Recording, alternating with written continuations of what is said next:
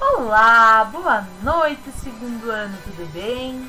Que bom, vocês estão bem, estão todos em casa, se cuidando, que ótimo. Então, vamos seguir o nosso conteúdo trabalhando agora que nós já falamos da história do Brasil colonial, página 96, de Ancien Régime Anti-Illuminé, o antigo regime e o iluminismo. E aí, para começar falando do antigo regime, nós vamos continuar de onde nós paramos no ano passado. Vamos relembrar? Se é que vocês ainda lembram. Gente, vocês lembram que nós comentamos das histórias do rei Henrique VIII com sua pá de esposas, que ele cortou a cabeça de algumas, outras morreram, e aí ele não conseguiu ter filhos homens, só filhas mulheres? Lembram disso? A gente assistiu até um filme cheio de pouca vergonha, Deus do livre, nunca mais. Então, e aí agora nós vamos contar a história do que acontece depois que o nosso amigo Henrique VIII morre. E isso é a base que vai formar o antigo regime, que são as revoluções inglesas, tá? Então, o início dos conflitos, ele começa com a morte do Henrique VIII. O Henrique VIII morre e quem é a filha mais velha dele? A Maria, tá? E a Maria, ela é filha da primeira esposa dele, a Catarina de Aragão, aquela espanhola, que não conseguiu ter outros filhos. E a Maria, ela é católica. Ela não mudou para o anglicanismo quando o pai dela se tornou anglicano e criou a igreja anglicana.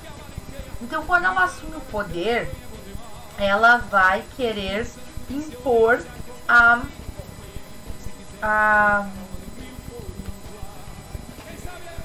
volta do catolicismo na Inglaterra. E isso não deu muito certo, porque o anglicanismo tinha liberado a questão, podia ter lucros, podia ter divórcio. O anglicanismo liberou uma série de questões que os ingleses não queriam voltar atrás. Então começa o processo de revolução. Ele começa com a Guerra Civil. Eu tô observando a colinha um pouquinho, tá, pessoal? E aí ele começa esse processo de revolução. A irmã, segunda irmã dela, que é a rainha Elizabeth, ela também tenta nesse processo assumir o poder. E aí a rainha Mary, como ela era assim uma pessoa muito carinhosa, muito solidária, ela mandou matar toda e qualquer pessoa que se opusesse a ela, na chamada Guerra Civil. Quem assume o poder então? A rainha Mary é derrotada nessa Guerra Civil, e quem assume o poder é a rainha Elizabeth I, que é a filha da Ana Bolena com o Henrique VIII. E ela estabelece então o anglicanismo como sendo como eu vou dizer assim, a religião oficial da Inglaterra, a qual é até hoje, tá? Então ela faz um negócio assim muito legal. Ela faz o ok da pirataria. Ela dá o ok pra pirataria, pros corsários, né? E tipo assim, ó, o cara era um pirata, e daí se ele desse uma porcentagem X, eu acho que era 20, 30% dos lucros da pirataria pra rainha, a marinha inglesa não iria perseguir, tá? Ela começou a vender essas cartas de corso. Claro que nós vamos todos acreditar que os piratas realmente deram esses 20, 30, 40% pra rainha, sempre, honestamente. Sim, vamos acreditar, né? Ou não. Enfim, fica com vocês. Então nós temos esta rainha assumindo o poder. E aí algumas pessoas novamente deixam a Inglaterra por não concordarem com ela. Isso causa essas revoluções que acontecem dentro da Inglaterra, faz com que essas pessoas migrem da Inglaterra para os Estados Unidos. Eles vão ser os puritanos que vão para os Estados Unidos e vão fundar o país lá, como a gente vai estudar mais adiante com um pouquinho mais de detalhes do que agora. Basta saberem que a rainha Elizabeth I, ela ficou conhecida como a rainha virgem. Se era virgem ou não, eu não sei, tá? Mas ela ficou conhecida como a rainha virgem. pois ela não se casou oficialmente. Dizem que ela tinha um monte de amante, né? O pai dela casou 6 vezes, então vai duvidar. E ela dizia que ela só ia casar com um homem que não tivesse medo dela. Não encontrou. Ou sim, vai saber. Enfim. Ela morreu sem deixar herdeiros. Daí o Stuart I assume o poder. Desculpa, o Carlos I. E quando Carlos I morre, o Stuart assume o poder, que é da dinastia dos Stuart. Carlos Stuart, da dinastia dos Stuart da Escócia, assume o poder. Só que a maior parte da população não aceita. Então um tal de Oliver Cromwell faz um movimento e torna a Inglaterra republicana. Ele faz um movimento com os nobres para que a Inglaterra se torne uma república, dizendo que seria muito melhor uma Inglaterra com esse sistema de governo do que com a monarquia. Então vocês imaginam a baderna que dá na Inglaterra entre os anos 1530 por aí até 1600 e pouco, tipo, troca de religião, destroca de religião, troca de religião, troca de sistema de governo, destroca de sistema de governo. Então assim fica muito louco. Entre 1649 e 1658, esse período de 9 anos compreendeu o período da República de Cromwell, que também ficou conhecida como Protetorado. E o que essa república traz? A formação da Comunidade Britânica, que nós conhecemos até hoje, que é a união de Inglaterra, Irlanda, Escócia e País de Gales. O decreto do ato de navegação, que o ato de navegação ele também vai se tornar importantíssimo para a economia da Inglaterra.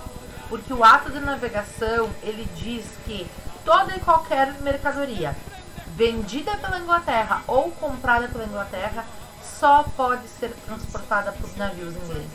Então isso representou ganhos financeiros absurdos. E aí esse ato de navegação fez com que a Inglaterra entrasse em confronto contra os holandeses, que eram os que estavam dominando os mares. Então o Cromwell enfiou a Inglaterra numa guerra de novo, tá, gente? O cara não deu muito certo. E daí o Cromwell morre em 1658. Só que o filho dele, que assumiu o poder, e disse que os caras não eram da monarquia, né? Mas ele deixou o poder pro filho.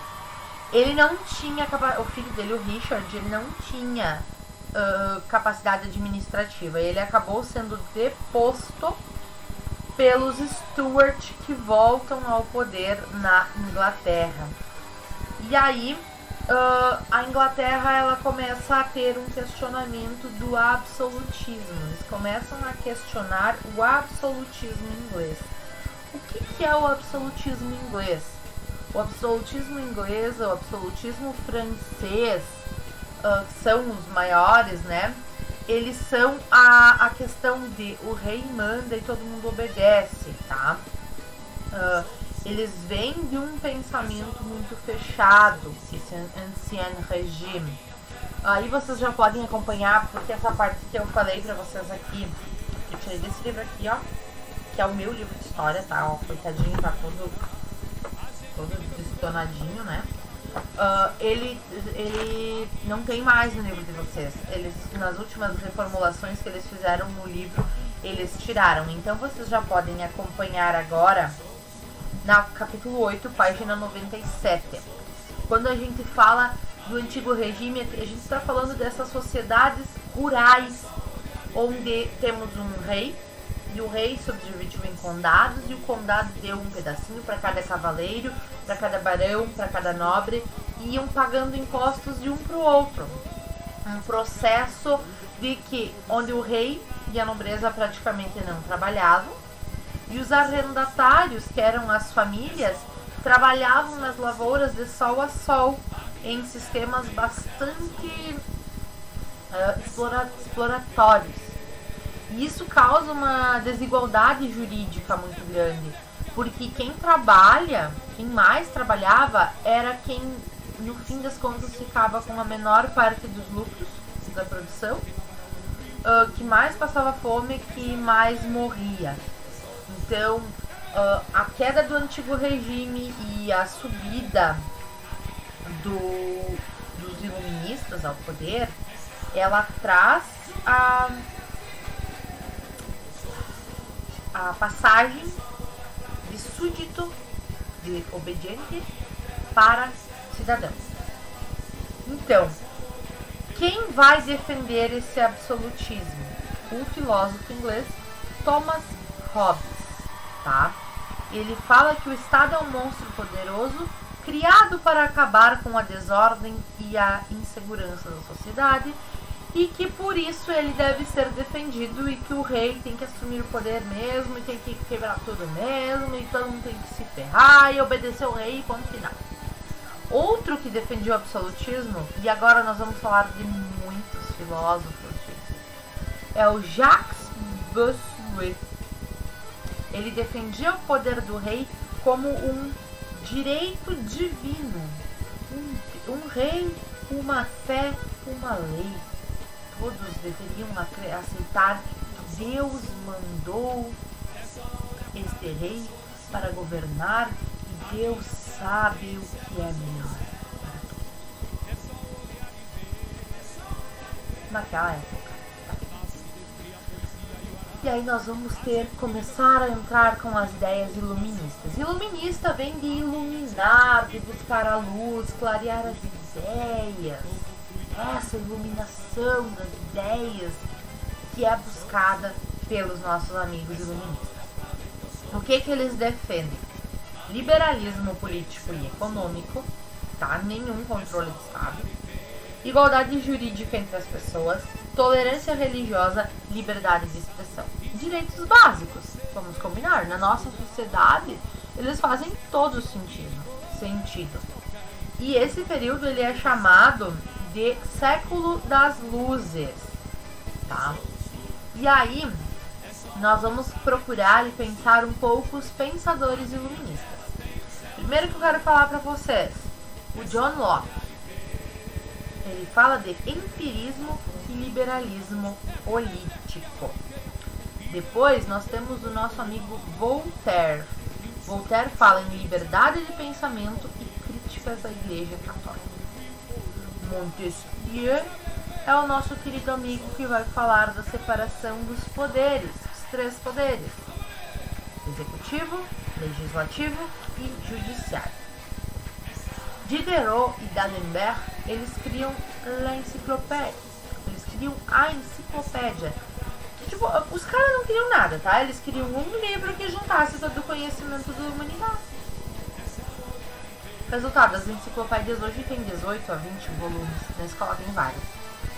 Jean-Jacques Rousseau, ele fala no Bom Selvagem e no Contrato Social que todos nós abrimos mão da nossa maldade em troca do governo nos prover. Isso é o contrato social. Adam Smith, ele fala do liberalismo econômico. E o liberalismo econômico, ele chega a ser engraçado, porque ele fala o Estado não pode se intrometer nas coisas da economia. E aí, quando tem uma crise na economia, quem é que eles chamam para salvar os bancos? O governo, né?